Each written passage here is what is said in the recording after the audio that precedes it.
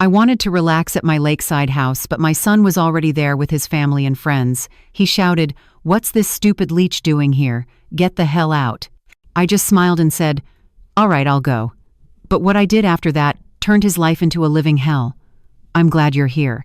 If you're watching this video, hit the like button, subscribe, and let me know where you're listening from. The radio was playing the weekend weather forecast. Dry, clear skies over the Oregon highlands. I turned the volume down to a gentle hum, my hands steady on the steering wheel as I drove along the highway out of Portland. In the back seat sat a bag of groceries, bread, cheese, a few apples, a novel I planned to read, and my old tea set. On the sun visor, a photo was clipped. Ethan and me, back when he still wore his high school basketball jacket. I'm Helen Crawford, 62, dentist, widow, long used to driving alone through endless rows of pine trees. This weekend, I made myself a promise. Absolute silence. No patient calls, no bookkeeping, just water and wind. I'd texted Ethan that morning, "I'm heading up to Crater Lake this afternoon." But he never replied.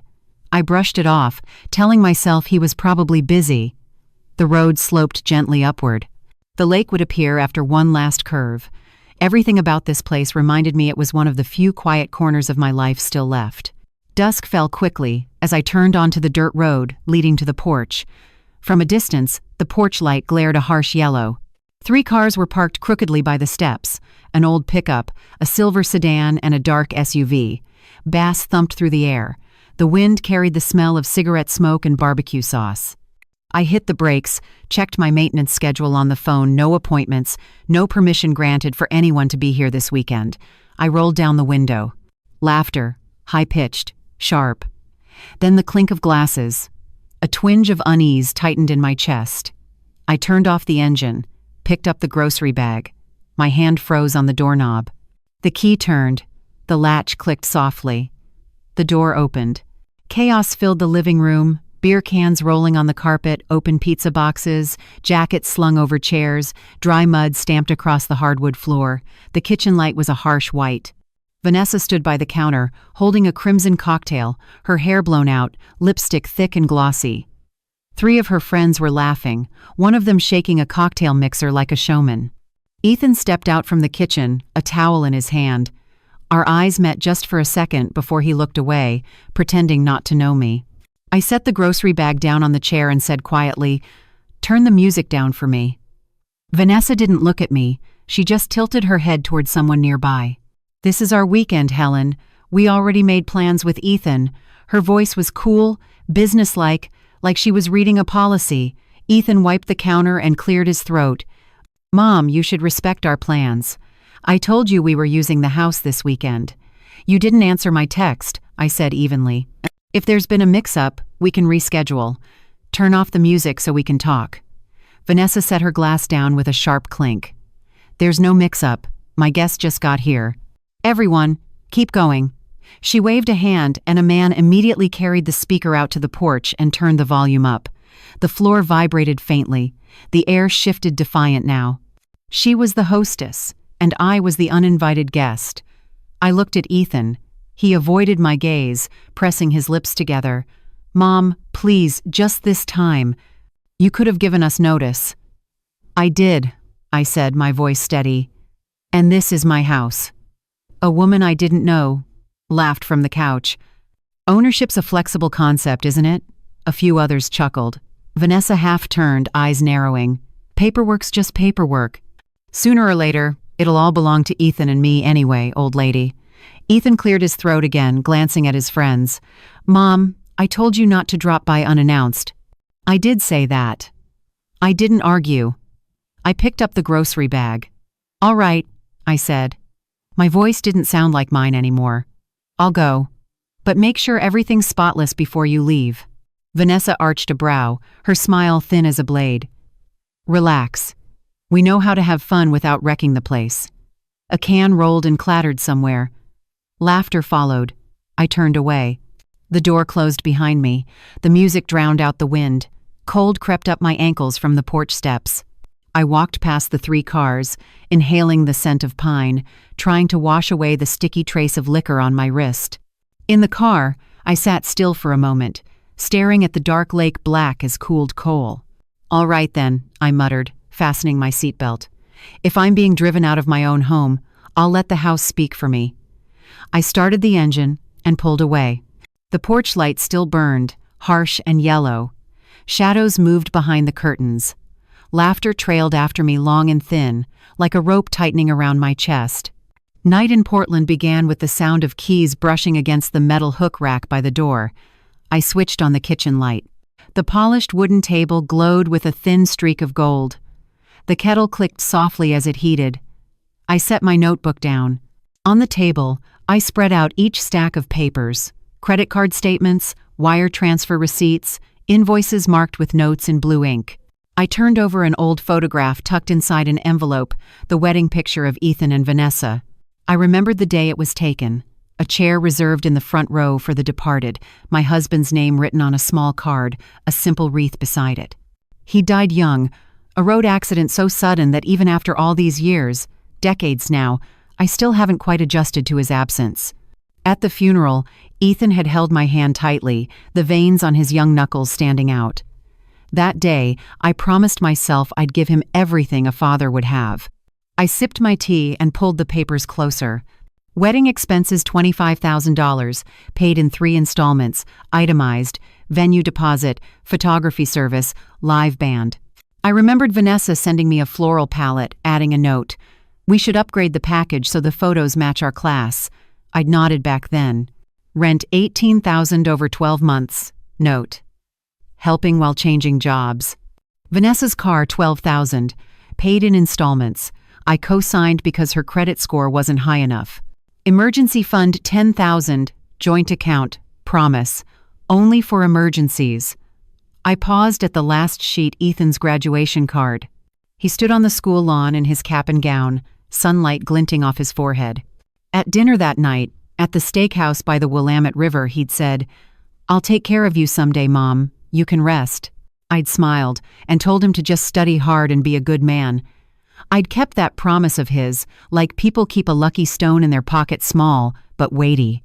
I worked tirelessly to make sure he had the best life possible. Morning came. The dental clinic greeted me with the familiar scent of antiseptic. The schedule was full: a tartar cleaning for a veteran, fillings for a pair of college students, an emergency wisdom tooth extraction at noon. The whir of drills, the hiss of suction, the lamp close to a face. I worked by rhythm. Ask where it hurts, explain briefly, finish cleanly and well. Midday, Maria, my longtime assistant, leaned against the doorframe. "Dr. Helen, when are you going to start cutting back on patients? We worry about you." I pulled off my gloves, washed my hands. "Not yet.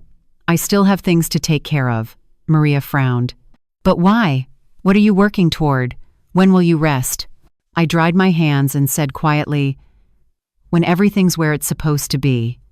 She sighed, nodded, and drifted toward the supply cabinet. In the reflection of the glass, I saw myself.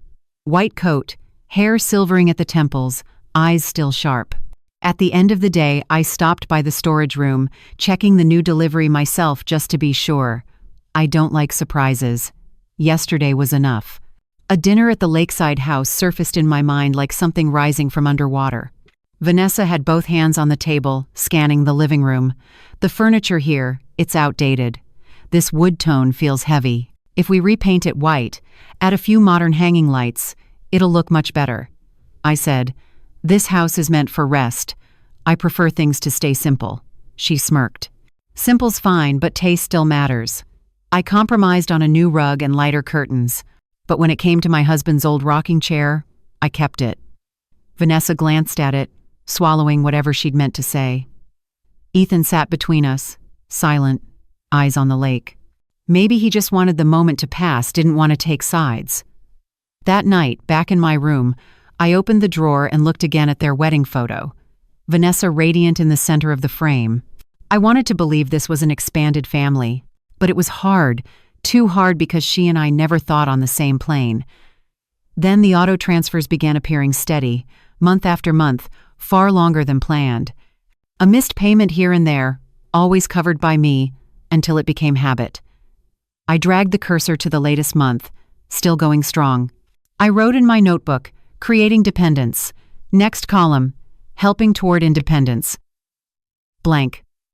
I leaned back, my spine cracking softly. The scent of tea had faded. I picked up my pen and wrote a single bold line across the top of the page. Stop. The pen stroke was firm, but my hand didn't shake. I made a list. Bank. Revoke authorizations. Cancel automatic payments. Lake House. Restrict access rights. Utilities. Change passwords. Add two-step security. Insurance. Update emergency contacts. Locksmith. Replace all locks. Records. Save copies of all abusive messages. I set down the phone and called the bank branch, booking the earliest appointment for morning. The operator's voice was clear, the appointment confirmed. I printed the confirmation letter and slipped it into a folder. The highlighter swept over each line of the plan, leaving a trail of bright yellow like a dry road through stormlight. I turned my phone to silent. Outside the window, a thin drizzle coated the street. I rinsed my cup and set it upside down on the rack. Everything was still, the way the clinic feels after hours, tools sterilized, trays sealed, no one left to disturb the order. The next morning, I arrived at the bank branch just as the doors opened. The marble floor gleamed, the teller counters were silent, and the coffee machine behind the desk clicked softly. Lauren, the client manager, invited me into a glass office. I set my document folder on the table, unzipped it, and arranged the papers into neat stacks.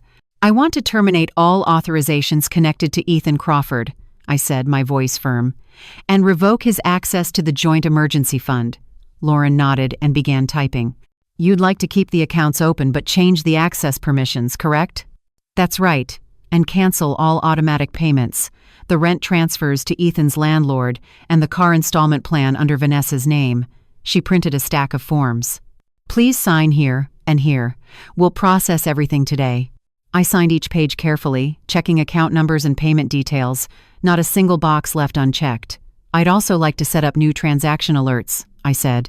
Of course. What amount would you like the alerts to trigger on? All of them. Any amount leaving the account. Lauren looked up, smiling faintly.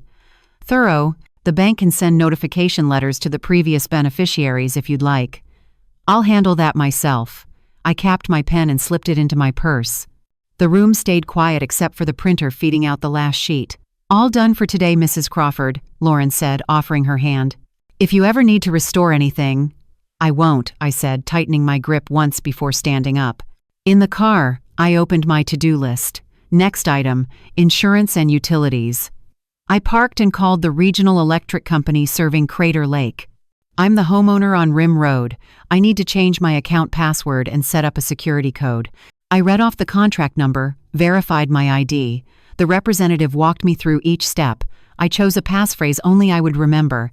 I'd also like a note added, no unlocks or repairs requested by third parties unless I'm present.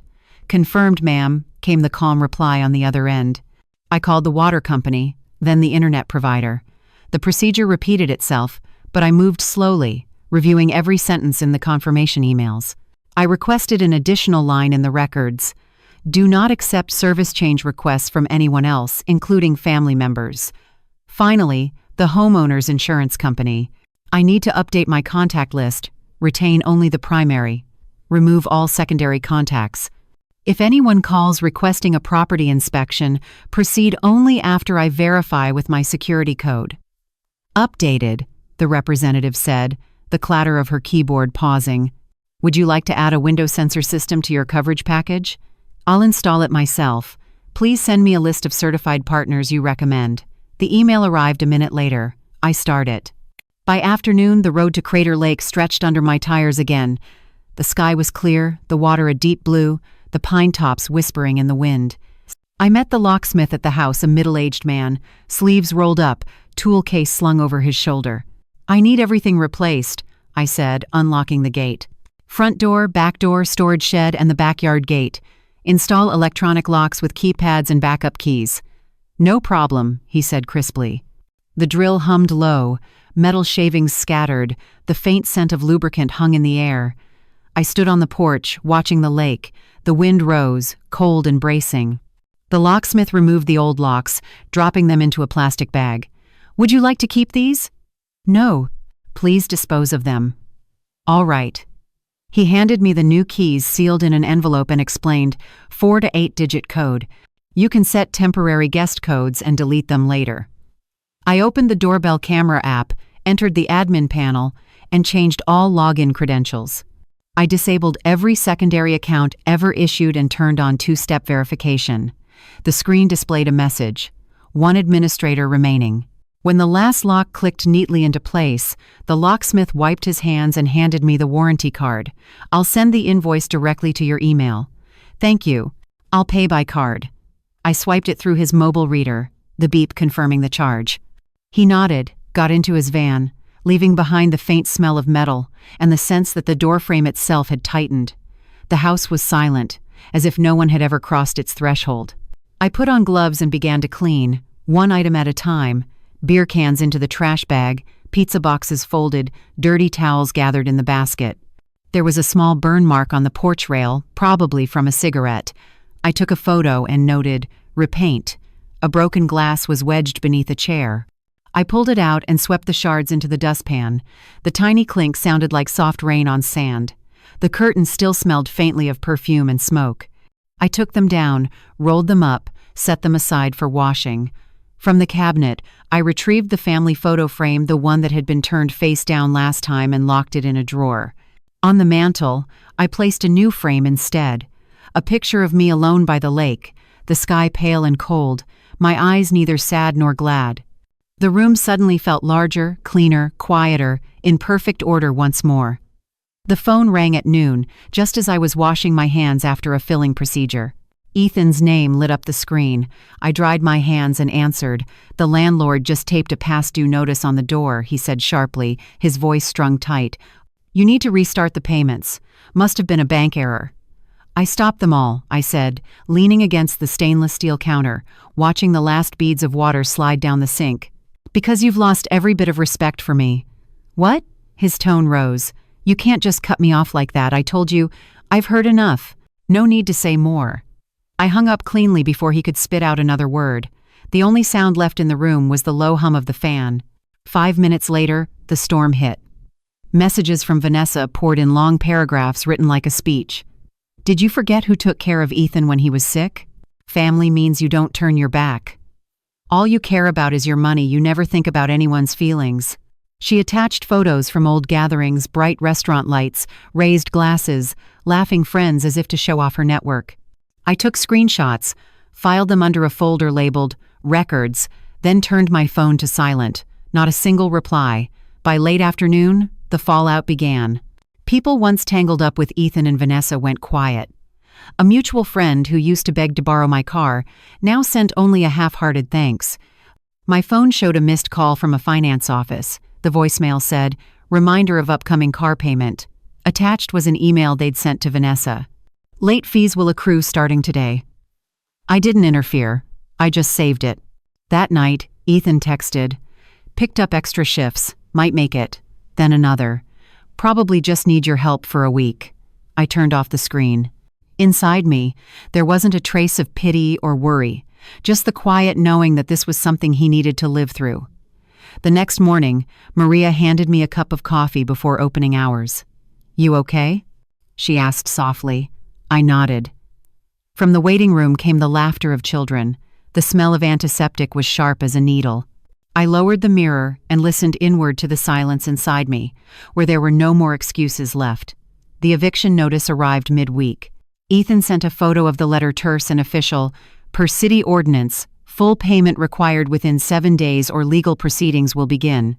I heard his voice on the phone, this time lower, steadier, trying to sound in control. Just lend me one last time, Mom. I'll pay it back. I swear. I will, I said, calm and deliberate, as if reading a treatment plan. But on 3 conditions.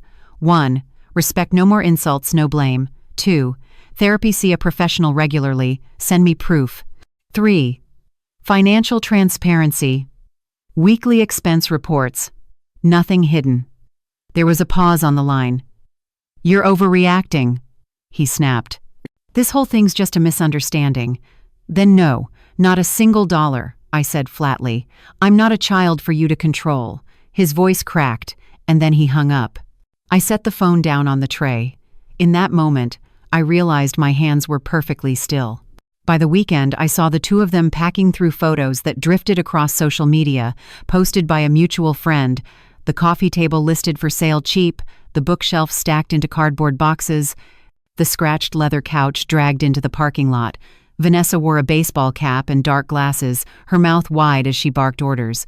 Ethan carried boxes, shoulders slumped, sweat streaking his back. By day's end, a photo showed the empty apartment carpet marked with the indentations of what used to be. That night, Ethan texted, "We're moving in with Vanessa's parents for now." No exclamation mark, no pleading, just one sentence, like surrender witnessed by someone else. I didn't reply. Instead, I checked my home filing cabinet, added a small label, "Closed." I thought about tomorrow's work schedule patient after patient and felt the quiet ease of a freshly cleaned set of teeth, smooth against the tongue. On their first day at the new place, things began just as I'd expected. I didn't hear it from anyone. The signs spoke for themselves. Vanessa posted a photo of dinner captioned, "Not my kind of food," with a bored emoji. Then a short video showing the living room corner, drawing lines on screen to mark where to put new lights and speakers, tagged "Upgrades Needed." Someone commented, "Do your parents approve?" She replied, "They should." Ethan called that afternoon. His voice was tired, subdued, like after a long run. "Mom, I'll figure it out." "Good," I said. We were both silent for a few seconds. Then he added, "Don't worry about me." I cut in, "If that's true, good." A small sigh came through the line, and the call ended.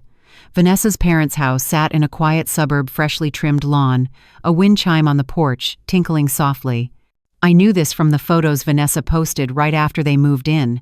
Dinner set promptly at 6, a dark wooden table, checkered cloth, 2 cups slightly misaligned, but perfectly balanced. They kept a routine. Television off after 8, living room left tidy, everything squared at right angles. And on the very first day, Vanessa wrote, "Need a creative space." The next photo showed her standing in the living room, pointing to where she planned to push the dining table against the wall, with a sketch of a sound system drawn over it.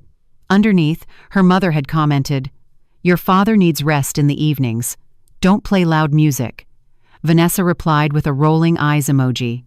Ethan called me briefly that night. His voice was low, as if he were standing in a hallway. "Mom, I'll try to adjust to their rules." In the background, I could hear the clink of dishes. I only asked, "Did you eat dinner on time?" "Yeah," he said, and that was where the conversation ended. In the days that followed, tension began to rise like water simmering around the rim of a pot.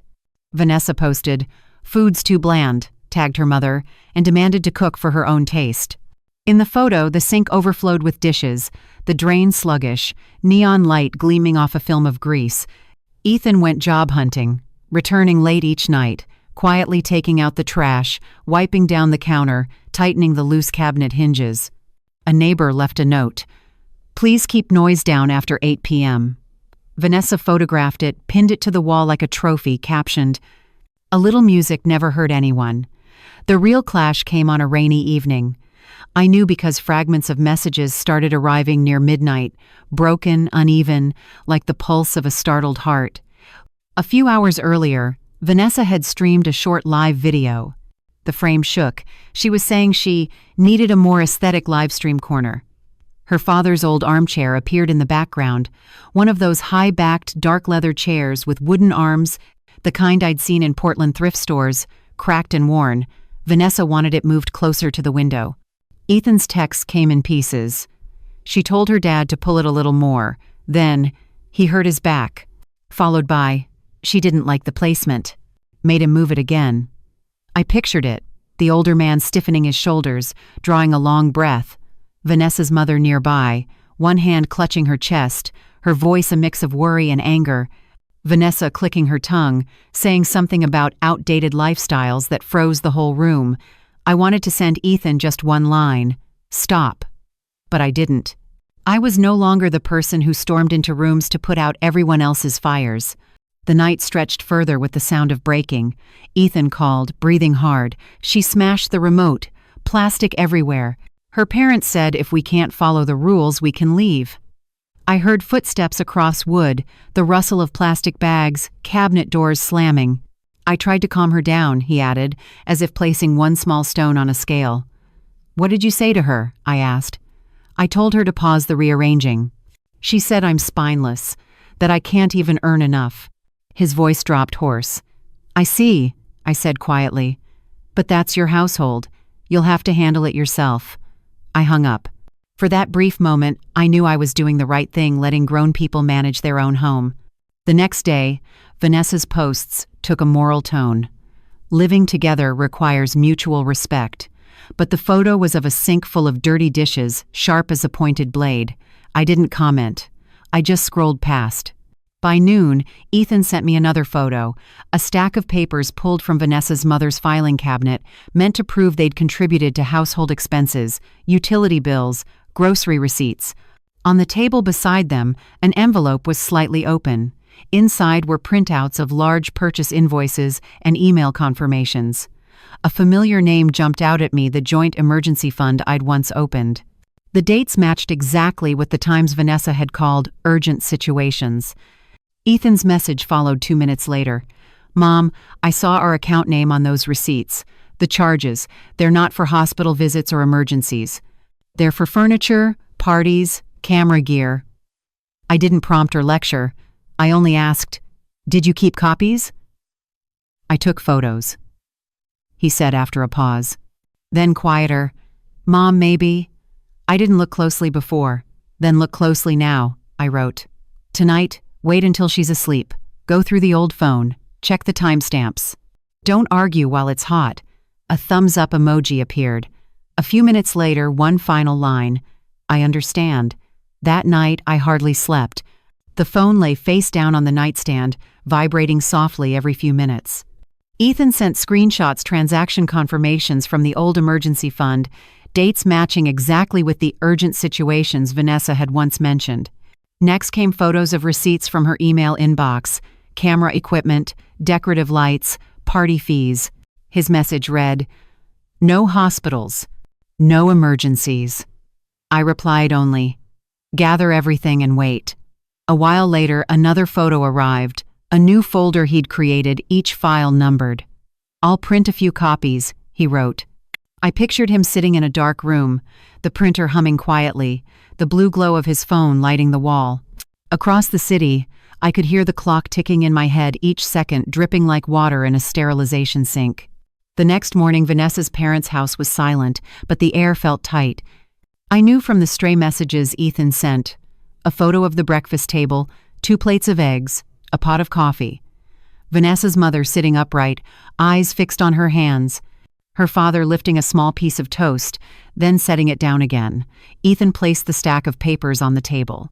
I asked directly, what are these expenses? He texted me, as if giving a live report, then nothing for a while. When the next message came, I could almost hear Vanessa's voice. Gifts for friends, investments in my work, don't make a big deal out of it, and your mother. Ethan cut her off. His message was curt. No deflection. Answer the question. Vanessa's mother stepped in, demanding honesty. Her father said little, but I knew his look alone was enough to make people sit properly. You withdrew money several times without telling me, Ethan said. She said marriage requires investing in our image. She said my mother's too rigid about money. He paused, as if searching for words. I told her the issue is deception. Then another text. Glass broke. Shards everywhere. I'm leaving. By noon, Ethan was standing in front of a law office downtown. He sent me a photo of the nameplate on the glass door. I left the clinic early, locked the supply cabinet, and sat in the break room with my phone on my knee. Ethan's updates came short and steady. The lawyer had asked for documentation, advised gathering more proof of verbal abuse and spending outside agreement, handed him a checklist, and scheduled the next step. I filed the papers, he said. His breathing sounded even. Saved a copy to drive, printed one to keep. Good. You don't need to say anything else now, I told him. Let the documents speak for you. He murmured an okay and hung up, needing to get to his evening shift. I watched sunlight slide across the floor, thinking how a broken tooth is repaired, the surface cleaned, the right material chosen, and time left for it to harden. By afternoon, the storm had moved online. Vanessa posted a long message. He's being manipulated. My mother-in-law controls everything, along with carefully chosen old photos, reshaped to tell her version of the story. Below it, comments from the same friends who once drank at my house. Poor thing. His wife's family sounds awful. Vanessa's mother messaged Ethan privately, asking her daughter to delete the post to avoid dragging them into scandal. I saw the screenshot. Vanessa's reply was a single evasive emoji. Ethan made no public response. He messaged me privately instead. I'll stay silent. I don't care what people online think. I replied, good. That night, he sent a photo of his new apartment key plastic keychain, bright blue, room number written in marker.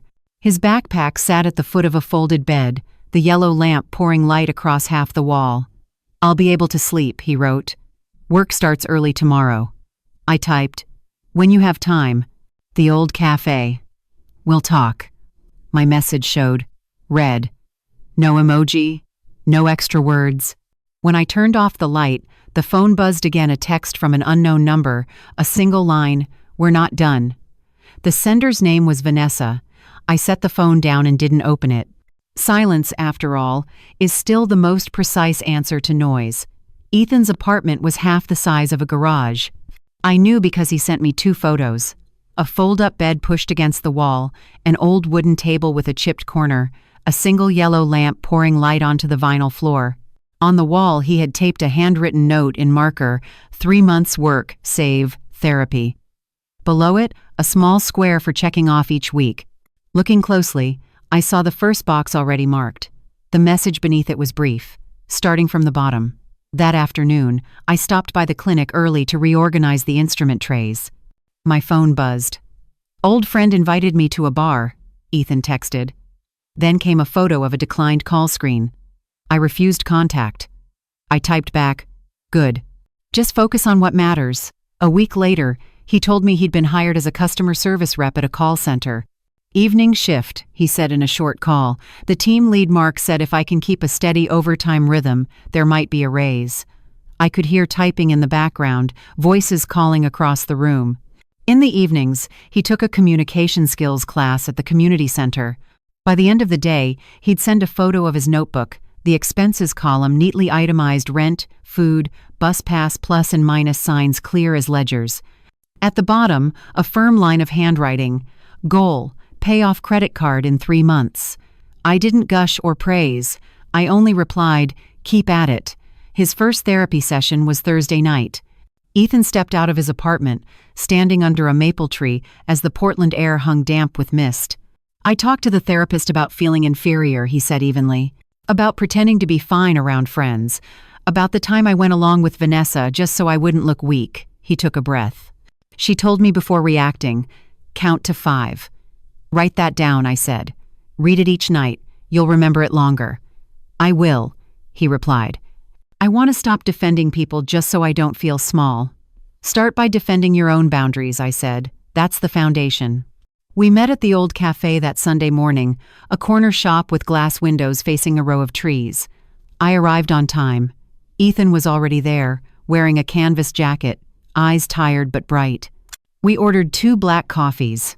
I didn't circle around the subject. He opened a folder, laid it on the table, printed receipts, a plan sheet, his therapy schedule marked in pen. Go ahead, I said. I know where I went wrong, he said, meeting my eyes. 1, I stayed silent when people insulted you. 2, I took money as if it were owed to me. 3, I convinced myself that being happy was enough.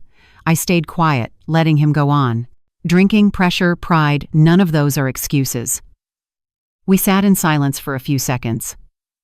The coffee grinder roared softly. I set my hand on the table's edge. 3 conditions for reconnection, I said slowly, like reading a prescription. 1, respect no more crossing lines, with me or anyone. 2, financial transparency. You send me your spending log every week, no hiding. 3, accountability. If you promise, you deliver. If you're unsure, don't promise. I accept, he said immediately. No bargaining. Then dinner at my house, Friday evening, I said, closing the folder. Just the 2 of us. He nodded. His eyes welled for a second, then cleared. On his cheek, I saw what I'd been waiting for, not remorse, but discipline. That Friday, he arrived 15 minutes early. The sky still held a thin trace of sunset. He placed a stack of papers on the kitchen counter, the first week's expense log, proof he'd paid his phone bill and bought a monthly bus pass. "I haven't bought anything unnecessary," he said simply, transferred part of the card payment. "I'm not checking the amount," I said, glancing at the neat way he'd aligned the sheets. "I'm checking the attitude." I handed him a dish towel. "After dinner you'll do the dishes, not to prove anything to me. To remember the rhythm." During dinner, he told me about a difficult customer call, how Mark had signaled to switch handlers, how he'd asked to stay and try, counted to 5 before responding, and ended up resolving the issue.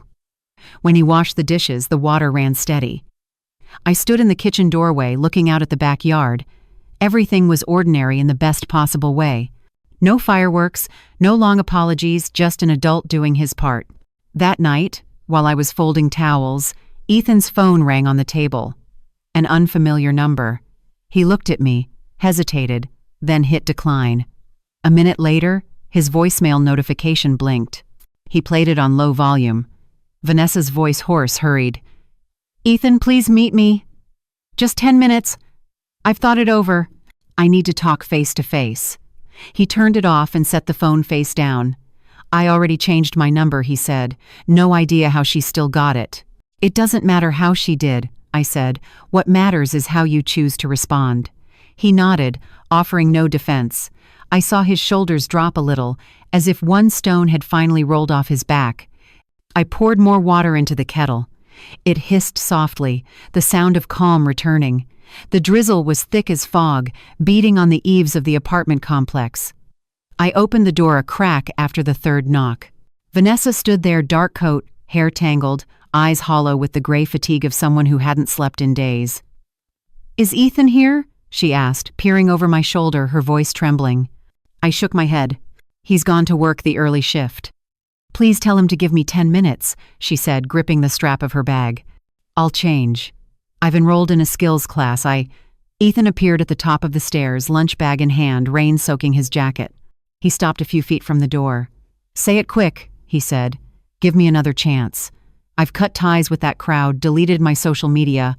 I can start over." She swallowed hard. "Without you, I'm falling apart. I can't live without you." Ethan rested one hand on the doorframe, didn't invite her in. "Everyone fixes themselves in their own way. You should focus on therapy, on work, on getting your finances straight, but getting back together, no." Vanessa's expression shifted in an instant. Her voice turned sharp and dry. "So that's it, huh? You're ungrateful. Your mother's poisoned your—" "Enough," Ethan said quietly but firm. "The first rule is respect. You just crossed it." She exhaled hard, her eyes flaring. "Then I'll show up at your job tomorrow." "No, don't drag work into this." Ethan shook his head, hand already on the doorknob. "Goodbye." The door closed. Outside, rain beat against a license plate in the alley with the rhythm of a hammer. I looked at Ethan. He let out a long breath, set his lunch bag on the table, counted silently to 5 the way he'd practiced, then said simply, "1 round finished." In the weeks that followed, I saw a new spiral forming around Vanessa. She fell in with another crowd, faces flashing through her nightly photos, glasses of wine, neon lights, empty captions. Her spending outpaced her means. Screenshots of messages surfaced. "Lend me some till Friday?" Her mother texted Ethan. "Your father's exhausted from the noise." I told her to find her own place. I told Ethan only, "Don't interfere." Then one day, a cream envelope arrived at Ethan's apartment, the handwriting unmistakable. A handwritten letter from Vanessa admitting she had misused the money. "I thought it was an investment for our future," she wrote, closing with a plea to be compensated for years of sacrifice. Ethan read every line, folded it neatly, slid it back into the envelope, and placed it in his drawer. He didn't reply. I watched the motion like a suture pulling a wound closed. The next day, Ethan's attorney texted him a date for the mediation before finalizing the divorce. "Be on time, stick to your part," I told him. The mediation room was bright and sterile, a long table down the middle, water already poured. I didn't go with him, he went alone. He told me later.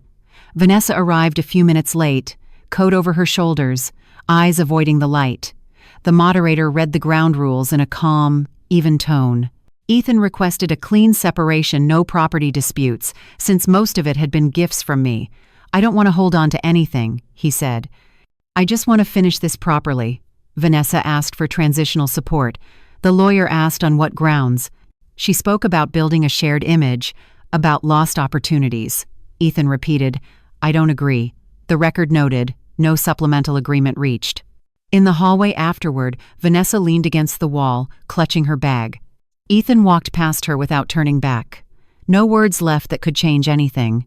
That afternoon, the lawyer sent a message. Final decision pending. I was in the middle of taking an impression mold, phone on silent. When my shift ended, I checked it. Ethan's text had come first. It's done. I didn't reply, congratulations. I simply wrote, come home for dinner. The drive from the courthouse to my neighborhood looked the same as always. Red lights in a line, Portland rain fine as dust. I made a pot of chicken soup, broke bread beside it, set out a tray of black tea. Ethan pushed open the door, coat damp. He said nothing dramatic, just took off his shoes, hung his jacket, washed his hands, and sat down. I'm tired, he said. Good, I replied. Eat. You'll need your strength back. We ate in silence, the sound of spoons against bowls, the only rhythm in the room. Thank God sometimes silence is the only music that matters. That night, before he left, Ethan stood in the kitchen doorway. Mom, he said, thank you for not saving me. If you had stepped in, I probably would have hidden behind you again. I didn't save you, I said. I just cleared space for you to stand. He nodded, touched the edge of the folder in his jacket pocket. I've got an early shift tomorrow. When the door closed, I looked around the kitchen. Everything was in its place. I put the bowls away, poured out the leftover tea, wiped the counter. My phone buzzed notification from the court, the divorce finalized. The message appeared on the screen like a single clean period. I turned off the screen. That night, for the first time in months, there were no breaking sounds inside my mind. The company lobby was bright and white, filled with the aroma of roasted coffee drifting over neatly arranged rows of chairs. I sat in the last row, the seat a bit stiff, my hand resting on my purse. On stage, the screen scrolled through the list of those being recognized. When the host read Ethan's name, I saw my son step forward. He wore a simple shirt, his employee badge visible, shoulders straight. The reason for the commendation was clear: improving complaint handling procedures, supporting teammates during peak hours. Applause broke out. I didn't cheer, just smiled, a light smile I had owed myself for a very long time. After the ceremony, Ethan slipped through the crowd and motioned to me. Mom, he said, eyes calm and bright. I want you to meet someone. I followed him down to the first-floor lobby, where a red brick wall stood beside a tall potted plant. A woman was waiting, brown hair tied low, bright eyes, a composed posture. This is Amanda, Ethan introduced. She teaches at a nearby high school. I extended my hand. It's a pleasure to meet you. Amanda's handshake was warm and steady. I've heard about you, she said softly. About your house by the lake, about the afternoon black tea. About the new key, I said. Amanda laughed, without trying to take the lead. We stepped out to the front steps, standing under the shade of a maple tree. Ethan excused himself to go help colleagues clean up. Amanda and I stayed, the space between us quiet enough to hear one another clearly. I'm very particular about keeping personal space in a family, I began. People call it boundaries, but I think of it as a way to respect oneself. I agree, Amanda said. At school, I tell my students that personal space is where they're allowed to slow down and think before someone pushes them into another person's pace. I used to let others push me, I admitted, and I paid for it. What I see in Ethan now, Amanda said, is that he knows how to slow down, not to hide, but to choose. That line didn't make me laugh, but it struck something tender. I nodded. You're right. Ethan came back and asked quietly, Mom, are you free tonight? I shook my head. Tomorrow. Drive me to Crater Lake. The weather's beautiful. The road to Crater Lake wound like a dark blue ribbon around the mountainside. I sat in the passenger seat holding a thermos of tea. Ethan drove steady, quiet. Pine scent drifted through the car windows. We rounded a curve, and the lake opened before us deep blue, perfectly still, as if the entire sky had come to rest there. We stopped at the front steps. Ethan carried the bags. I opened the door. The cabin smelled of clean wood and faint sunlight. I set the thermos on the table and walked out to the porch. Ethan leaned against the railing, looking over the water. "I need to be specific," he said. "That day, here I looked at you because everyone else was watching me. I was afraid of looking small in front of them, so I raised my voice at you. No alcohol, no pressure, just pride." I stayed silent, letting him go on. "I remember the picture frame being tilted," he said, "but I pretended not to see it. I thought if I looked away, things would right themselves. I defended the wrong side because it was louder. I take full responsibility, no exceptions." The wind moved through his hair, showing a forehead lightly beaded with sweat. I looked at his hands resting on the railing, steady, relaxed, not gripping. He took a keychain from his jacket pocket, the set I'd once given him. "I'd like to keep these," he said, "but under new rules." "Good," I said. "Rule 1, you call ahead each time. No, just dropping by. No, it's been a while. This is a place for recovery, not a temporary shelter." "Rule 2, Ethan continued without hesitation. "No guests without asking first." "Good," I nodded. "Rule 3, no financial help, except in an agreed emergency, and only after you've done your part." "I agree," he said. "No bargaining." I opened the leather notebook on the porch table, flipped to a blank page. "Write them down as promises," I said. We both wrote my handwriting square, his longer and firm. At the bottom, I signed my name. He signed beside it. We dated the corner, marking it like a small milestone. "That's done," I said, closing the notebook. "Good paperwork is the kind that keeps people from shouting at each other." Ethan smiled faintly. We sat still, listening to the water tapping softly against the rocky shore like the faint chime of metal meeting metal. In the afternoon, we tidied a few things. Ethan quickly replaced a light bulb, tightened a loose hinge on the cabinet door. I rinsed the teapot, letting hot water warm the ceramic, bergamot rising in the steam. We drank tea in silence, sunlight stretching across the porch in a thin ribbon. "How are things with Amanda?" I asked finally, as if speaking to someone long familiar. "Good," he said. "She doesn't try to prove anything. I don't feel like I have to perform around her." "Keep that rhythm," I said. "No need to rush." Before leaving, Ethan hung the keyring on the hook beside the door, just under the wooden board listing small chores. I didn't have to remind him. He stood exactly where he belonged in this house, not overstepping, not shrinking back. We locked the door. The steps gave a soft wooden thud beneath our shoes. On the drive back, the afternoon sun poured down, pine peaks like green needles piercing the sky. I looked out the window, watching the lake shrink but stay perfectly smooth. In my mind, another sheet of paper appeared, not a notebook page, but the terms of life yet to come. I thought about my will, how money, if left unnamed, turns into a noose. I had seen it tighten around a family. I wouldn't let it do that again. I would rearrange everything, assets tied to respect for boundaries, beneficiaries required to complete a basic financial management course, the lake house reserved only for rest, never loud gatherings. I'd write it clearly, leave no gray areas to slip through.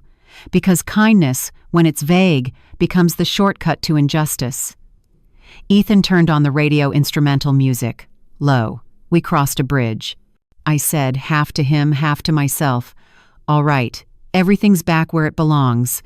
He didn't ask what "where it belongs" meant. He just nodded like someone setting the first brick of a new foundation. I closed my eyes for a moment, exhaled. Somewhere behind us, the lake lay flat as a freshly signed page, no creases, no scratches, only the ink drying clean.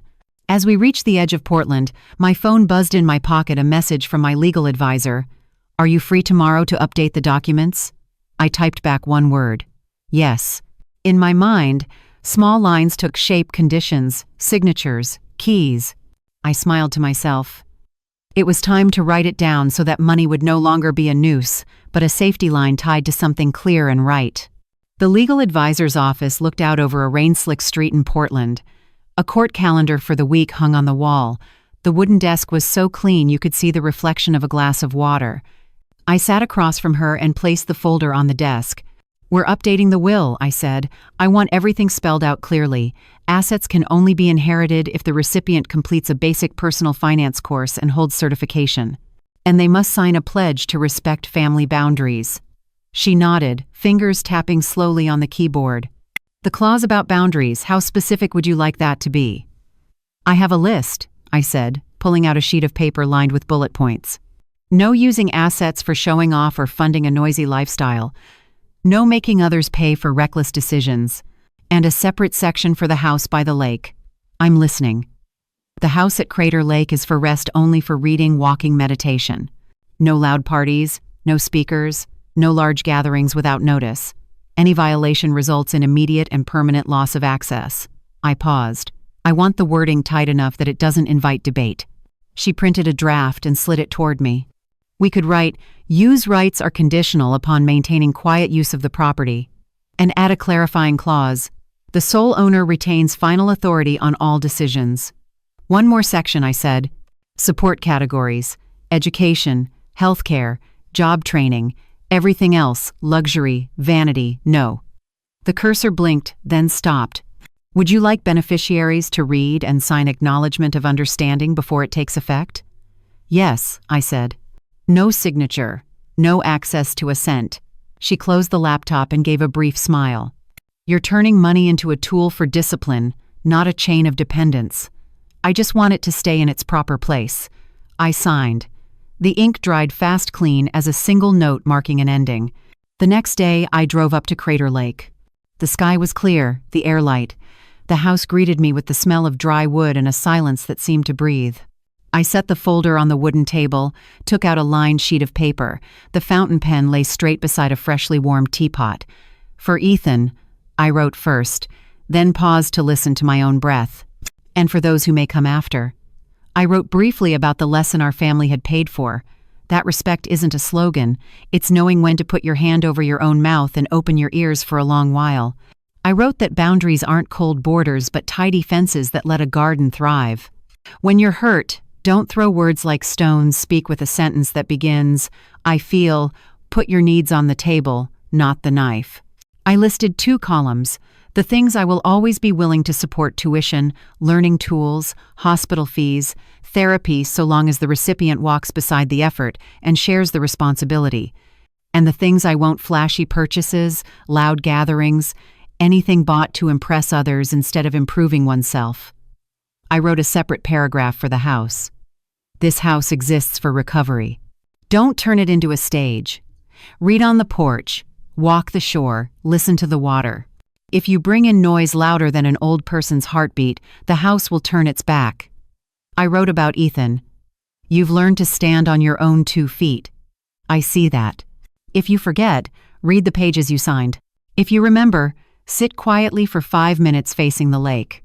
At the end of the letter, I wrote a line I wish I'd learned sooner. Kindness needs specific conditions. I signed, folded the letter, and slipped it into an envelope.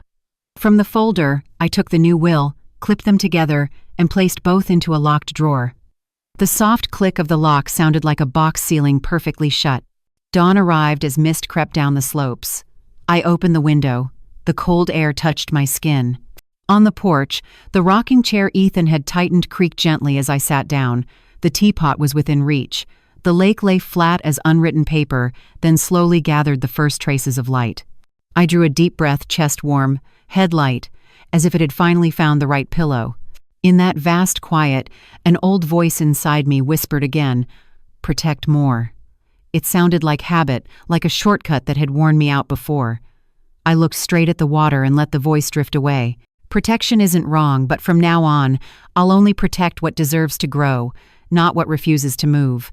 I thought of Ethan probably still asleep in Portland after a long shift. I didn't want to text, "I'm proud of you." That phrase is too light, overused. It loses weight. Today, I wanted to say nothing. Silence is the truest gift for those who've learned to walk on their own. Light shattered into thin slices on the waves. A flock of birds glided past, leaving nothing but their shadows. The scent of pine and damp stone mingled, warming what would become a very blue day. I stepped down, walking along the rocky edge. The ripples brushed against the shore, soft sounds carrying far because nothing pressed them down. I watched the lake brighten, no longer feeling like I was running. Peace isn't a cave to hide in. It's a structure built from clear rules and patience.